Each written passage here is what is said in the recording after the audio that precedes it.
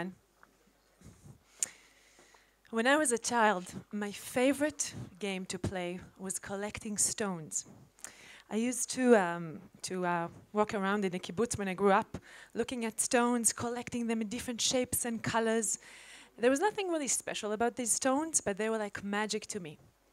Like magic. I drew with them, I played with them with my friends, I played 5 stones, and that sensory experience, collecting and playing with the stones, was what taught me about the physical world around me. Playing with physical objects is a child's instinct. Think about your own children. These are mine. And they loved playing with every physical object that they can find. But what if your child couldn't move your hands, and couldn't move his legs, and couldn't move his head, and couldn't speak? How would he play?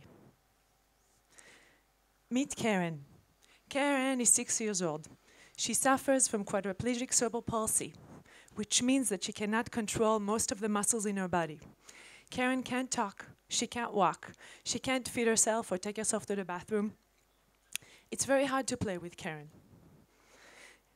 She can't catch a ball or move a doll. She can't play with toy cars or build castles in the sand.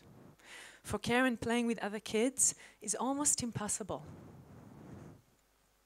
And Keren is not alone.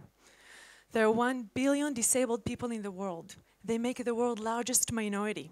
When it comes to children, 1 in every 6 children suffers from developmental delays. And there are 13 million children in the world that suffers from severe disabilities, and they can't perform everyday activities.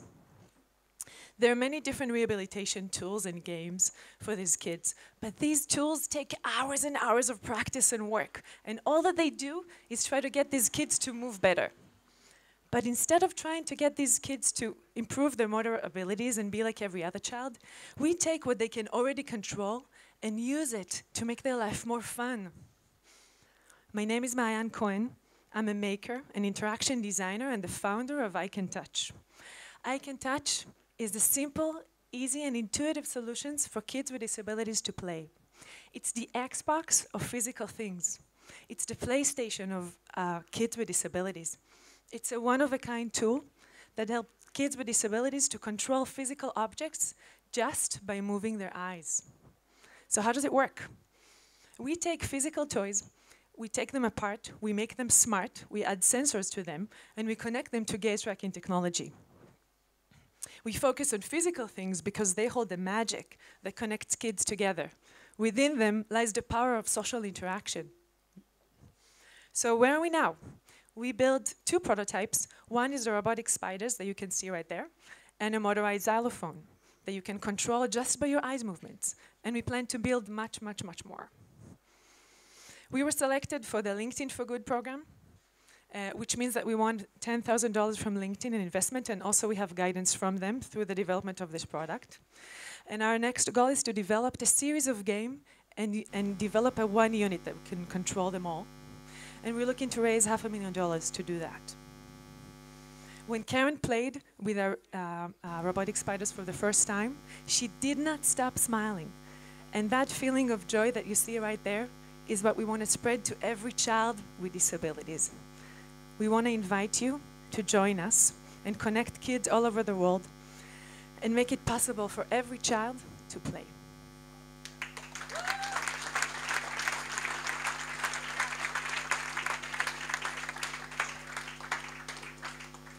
אתה סימנת לי? כי אני כזה, למה הוא עושה לי ככה? מסתיר לו האור? לא הבנתי. סליחה. Questions? זה היה 4 דקות מאוד קצרות. You want to be a toy developer, or you want to do to enable SDK that others will build on top of? Yes, what we want to actually do eventually is create an open platform that will allow other children and other parents and therapists to create their own games.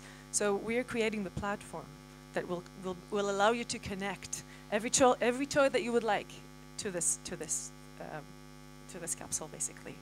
That's the main goal. That's where the social business comes in. What type of controls can you actually do with that? Okay, so right now we're working with gaze tracking systems, and we're developing a series of And we're developing a series of toys in different categories. For example, the motorized category where you see the robotic spiders and cars and such and so forth. The creative category, we also want to have a robotic arm that would be able to, you can operate with your arm. So there's many different categories. And you asked me one more thing. What did you ask again?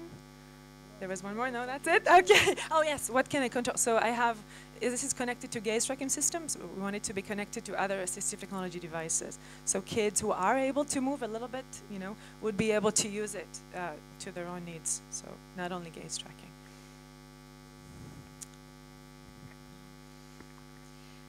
Is there a natural community of developers around this? How does it actually work? So actually there isn't many developers, it's a very I would say thin, not thin, but there's not many designers and developers who are actually going for that, and that's where we come in, you know, and that's the advantage.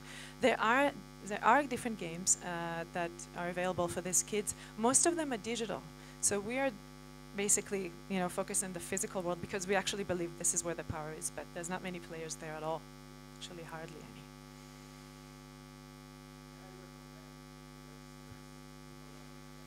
I actually am, and we're probably going to work on this through them. Thank you. I will see you there. Any other? No? Ta-da! Ta-da!